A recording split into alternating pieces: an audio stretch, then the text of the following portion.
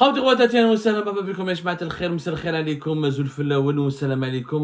vous allez bien, j'espère que vous vous portez bien et j'espère que vous résistez aux aléas de l'été, à ces canicules, à ces chaleurs extrêmes dans certaines régions du pays, à ces problèmes, à ces... Mais l'été, normalement, est synonyme de joie, synonyme d'évasion, synonyme de vacances, de détente, de bonheur. Malheureusement, à cause de cette élection présidentielle anticipée, programmée en plein été le 7 septembre, d'ailleurs on a vu que ça va perturber l'année scolaire. J'ai les enfants algériens, la majorité des élèves algériens apparemment feront l'entrée scolaire, la rentrée scolaire en Algérie n'est prévue qu'à la fin du mois de septembre. C'est énorme alors qu'il y a beaucoup de pays à travers le monde, notamment dans les pays développés, ça commence à partir du début du mois de septembre. Déjà on fait perdre beaucoup de temps à nos enfants, on ne les occupe pas, l'oisiveté, l'ennui. L'élection, franchement, elle va avoir, il y aura des résultats chaotiques. Elle ne présage rien de bon. Il y a eu mauvais départ, pas de liberté publique individuelle, les candidats les plus sérieux qui dérangent ont été neutralisés, éliminés, menacés, intimidés, harcelés. Des intérêts de la population, société civile absente, liberté de la presse quasi inexistante, pas de culture du bilan, pas la moindre critique n'est tolérée. Et elle est organisée dans des circonstances très douteuses, très douteuses. On a parlé la dernière fois de cette nomination du ministre de l'Intérieur comme directeur de campagne d'Abdelmajid Tebboune, et ce décret qui va lui permettre de redevenir ministre de l'Intérieur 3 jours avant le début du scrutin, à savoir le 7 septembre 2024, et bien avant, et plusieurs jours avant l'annonce des résultats de ce scrutin présidentiel, ce qui est douteux. Là maintenant, à Algérie Pack, nous avons pu découvrir une autre information, c'est qu'Abdelmajid Tebboune ne s'est pas contenté de nommer à la tête de sa direction de campagne pour le deuxième mandat qu'il veut briguer lors des élections présidentielles prochaines, le ministre de l'Intérieur. Il a même nommé un très haut responsable du ministère de l'Intérieur au sein de sa direction de campagne. Et ce haut responsable est justement chargé au sein de la direction de campagne du deuxième mandat de Tebboune d'assurer toutes les liaisons, les relations et la coordination avec l'ensemble des directeurs du wilaya du gouvernement. Franchement, c'est une fonction inédite, je n'ai jamais vu auparavant dans l'histoire de l'Algérie, au sein de la direction de campagne d'un candidat, y compris celle du président sortant, et de celui qu'on peut appeler le candidat du pouvoir, celui qui est assuré de gagner, mais même s'il est assuré de gagner, il veut influencer, il veut manipuler à tout prix les résultats des élections, puisqu'il nomme comme directeur de campagne un ministre de l'Intérieur qui va retrouver ses prérogatives du ministre de l'Intérieur. Le ministère de l'Intérieur en Algérie, c'est le co-organisateur, pour ne pas dire le véritable organisateur des élections, parce que l'autorité indépendante des élections, Mohamed Chorfé, ne fait que annoncer les résultats, confirmer les résultats, compter les bulletins, alors que tous les aspects logistiques et de la gestion des bureaux de vote, des centres de vote, l'acheminement des urnes, le contrôle des urnes, la sécurité, la sécurisation des bureaux de vote, c'est le ministère de l'Intérieur. Donc non seulement on aura un directeur de campagne de Tebboune qui est ministre de l'Intérieur et qui redeviendra ministre de l'Intérieur avant le scrutin, avant le 7 septembre 2024 et avant l'annonce des résultats du premier tour qui sont prévus dans les 3-4 jours qui suivent, dans les 48 heures, à partir des 48 heures qui suivent le jour du scrutin. Mais Abdelmajid Tebboune aussi a nommé le directeur de ressources humaines, le directeur des ressources humaines de tout le ministère de l'Intérieur. Il a quitté son poste pour occuper un poste au sein de la direction de campagne de Tebboune. Il s'agit de M. Mohamed Sharafuddin Boudief, qui est directeur général des ressources humaines, de la formation et des statuts au ministère de l'Intérieur et des collectivités locales. En clair, c'est le responsable de tous les employés du ministère de l'Intérieur. Et les employés du ministère de l'Intérieur, ils vont des employés du siège à Alger jusqu'aux directions des wilayas, au daïra, au cabinet des wali, au wali. C'est le responsable de toutes les ressources humaines du ministère de l'Intérieur. Il s'appelle Mohamed Sharafuddin Boudief. Mohamed Sharafuddin Boudief, il a été nommé au sein de la direction de campagne de Tebboune pour assurer, il aura comme tâche d'assurer la coordination et les liaisons et la relation avec les directions de wilaya qui sont au niveau du ministère de l'Intérieur lui-même. Oh, si il était le responsable, puisque le directeur des ressources humaines, c'est lui qui fait les plans de carrière, les nominations et les promotions, qui s'occupe des salaires, etc.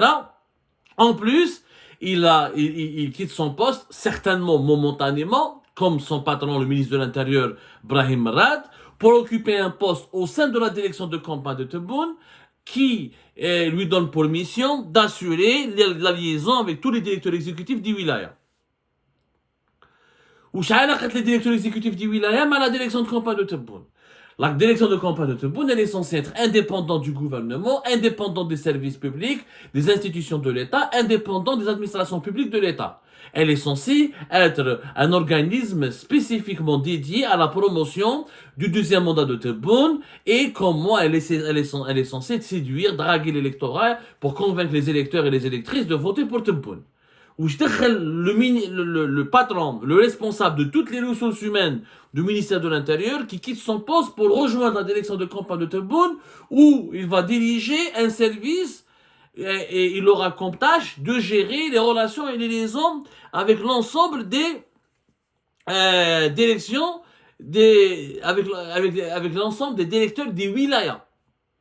On ne parle pas de la direction des wilayas, de la direction de la campagne. On ne parle pas de la campagne, on ne parle pas de l'équipe de campagne de Tebboune. Monsieur Mohamed Sharafeddin Boudief aura pour tâche de gérer les relations avec les institutions, avec les wilayas, avec les cabinets d'Iwali, avec les responsables de certaines directions des wilayas.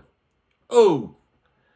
Comment voulez-vous qu'on ne doute pas de la partialité, du manque de la malhonnêteté et du manque de transparence et clairement de la fraude.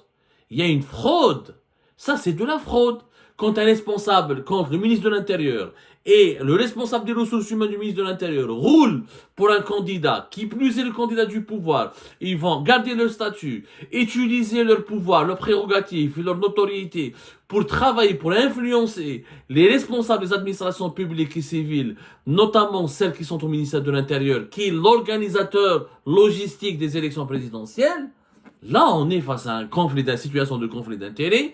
Une situation où il y aura une influence malsaine et douteuse et suspecte de la direction de campagne de Tebboune sur les institutions de l'État, les organismes gouvernementaux, notamment les wilayas et les hauts responsables des wilayas.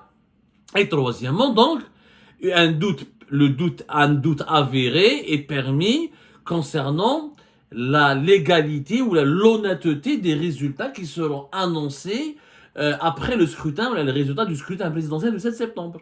Puisque c'est les wilayas qui collectent, qui assurent la collecte des urnes, leur transport, leur acheminement, qui surveillent l'opération de dépouillement, qui permettent à l'autorité nationale indépendante des élections de donner de collecter de collecter les résultats.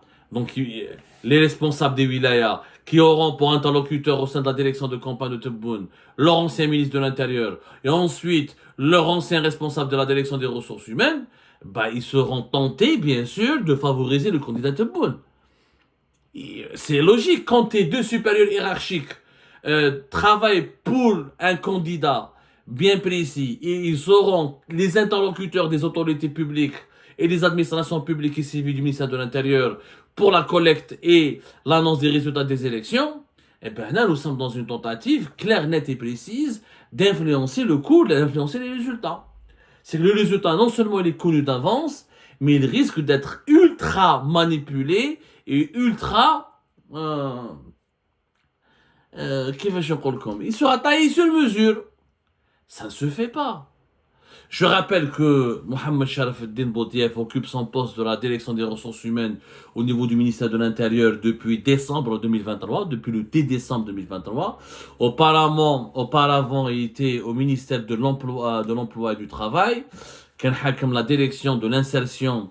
Il était directeur général de l'Emploi et de l'insertion de 2020, 2021 jusqu'à 2023. C'est lui qui avait d'ailleurs géré et supervisé le dispositif de l'allocation chômage. Ensuite, il a reçu une promotion, il a rejoint le département de Brahim Rad, où il est devenu donc pratiquement le numéro 3, on peut parler de numéro 3 du ministère de l'Intérieur, parce que la direction des ressources humaines, c'est une direction aussi imposée, parce que dans un ministère, avec le directeur de cabinet, avec le secrétaire général, Mouraha, le directeur des ressources humaines.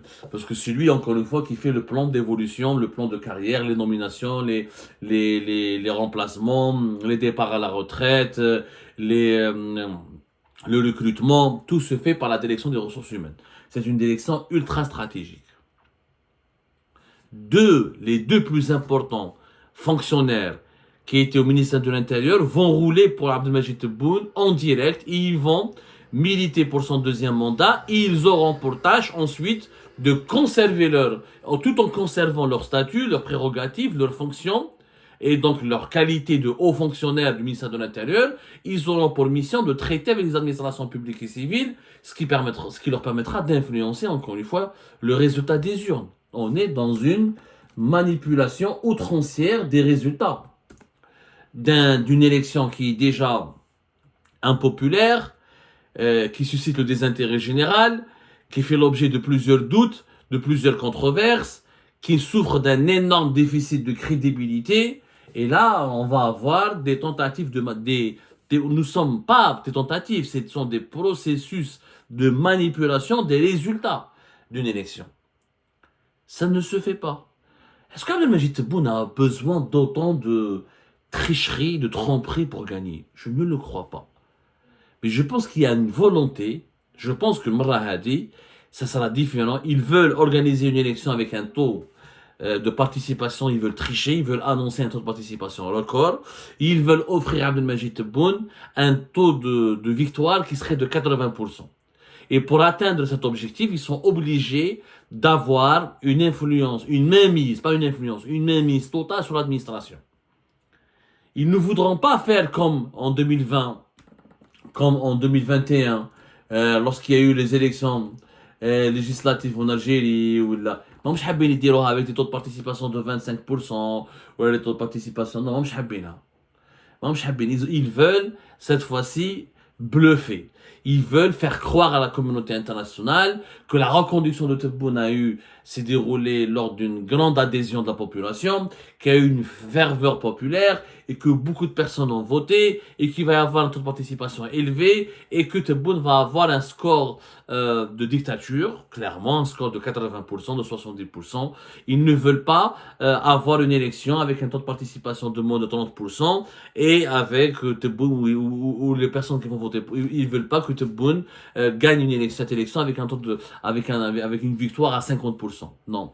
Ils veulent d'une élection à la coréenne, à la soviétique, des scores tels les dictatures les plus ubuesques. C'est-à-dire des scores surréalistes. Allez, 80% du peuple a voté pour Tebboune, taux de participation 80%. C'est du mensonge. C'est pas crédible. S'il y avait de la ferveur et de la mobilisation, si la population se mobilisait autour des élections, ça se saurait. Il y aurait des médias qui pourraient parler, on voit des meetings, des rassemblements, une animation de la vie politique, des polémiques, des débats, des contradictions, des controverses, des critiques. Il n'y a rien de cela. C'est mort. Les gens sont tout le monde est en congé, c'est la canicule, c'est les feux de forêt, les pénuries de l'eau potable, la cherté de la vie, les gens veulent aller à la plage, comment aller en vacances, comment s'offrir des vacances, comment se détendre. Il y a une désintérêt général et puis les gens en ras-le-bol. Ils voient que l'élection de 2019 a conduit vers une régression économique et sociale et politique du pays et que cette élection-là mal conduite, organisée dans des circonstances encore plus catastrophiques et chaotiques que l'élection présidentielle de 2019, elle risque d'aboutir à une autre régression encore plus terrible. Donc les gens, non seulement ils sont angoissés, mais ils sont fatalistes. Les Algériens sont devenus fatalistes. Personne ne s'implique, personne ne se mouille.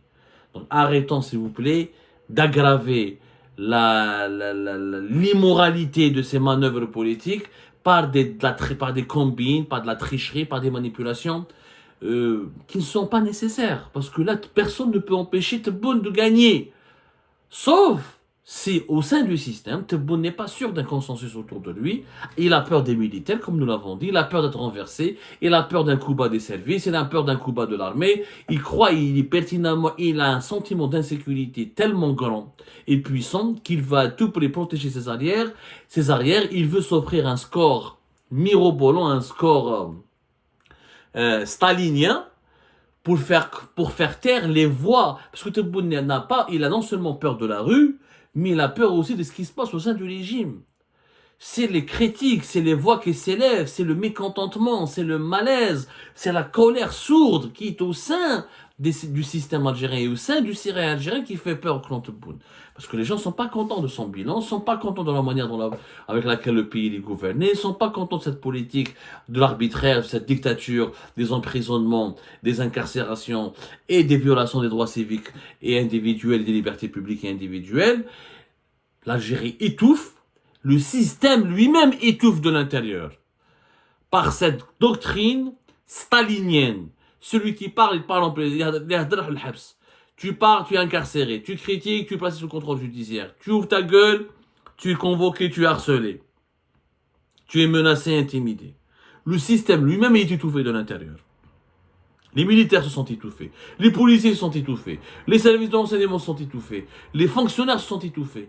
Et tout le monde n'est pas content de la situation du pays, surtout sur le plan économique, une vie très chère, une inflation à 2 chiffres, des pénuries, des perspectives moroses, des salaires encore bas, un dinar qui est instable.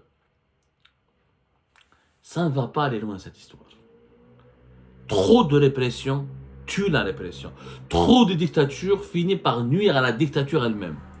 Trop de dictatures sont des contreparties économiques, sont des contreparties socio-économiques, sont des contreparties au niveau des libertés publiques, notamment dans le domaine économique, etc., sont des contreparties financières, sans une qualité de vie pour la population, sans une amélioration du pouvoir d'achat, sans une amélioration du cadre de vie de la population.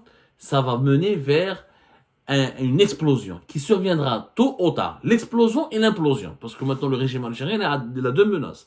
L'implosion de l'intérieur, où les composants du système vont en avoir marre, de la mainmise d'un seul clan, parce que le régime algérien n'a jamais, depuis la disparition de Boumediene, n'a jamais fonctionné de la sorte.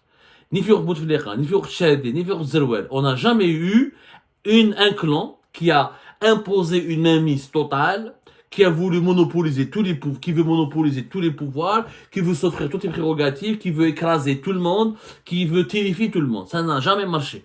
Le pouvoir algérien de l'intérieur a toujours été un équilibre harmonieux entre différentes composantes, différents clans, notamment un état-major, la présidence et les services de renseignement.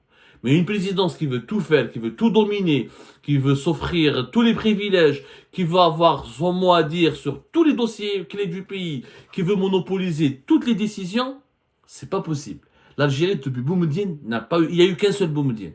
Tebboune ne peut pas être le Boumediene des années 2000. Parce que le boumedienisme a pu exister à une certaine époque de l'Algérie. Aujourd'hui, les enjeux sont différents. L'époque est différente. L'Algérie est différente.